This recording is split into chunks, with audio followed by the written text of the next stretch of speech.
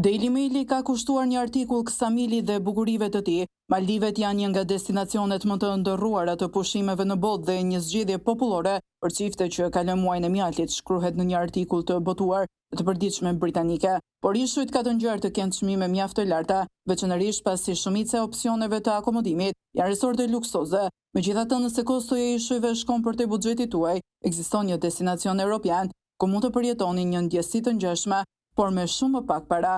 Ekspertët e udhëtimeve thonë se turistët do gjejnë Maldivet e Europës në vendin më të përballueshëm Shqipëri.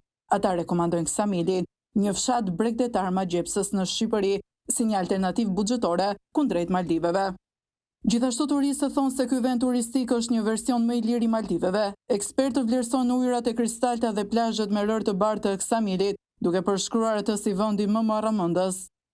Ksamili është cilësuar si vendi me disa nga plazhet më të mira në Shqipëri, në jug të Sarandës, kryeqytetit jo zyrtar të Rivierës Shqiptare, dhe në një distancë të shkurtër nga kufiri grek. Ksamili ka një vendodhje të shkëlqyer, thonë ekspertët. Ju mund të notoni ose të bëni një udhëtim me var në 3 ishujt e vegjël në gjirin e tij ngjyrë bruz, ku ka më pak turistë se sa në plazhet e zhurmshme të Sarandës.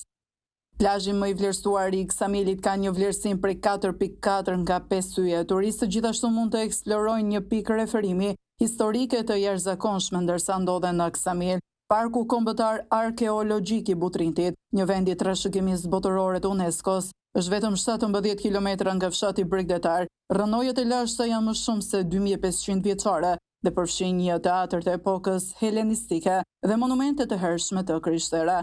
Kostoja mesatare një vakti në një restorant të lirë në Shqipëri është vetëm 1000 lek ose 8.50 pound, ndërkohë një birrë vendase kushton vetëm 249 lek ose 2.13 pound dhe një cappuccino kushton vetëm 164 lek ose 1.40 pound.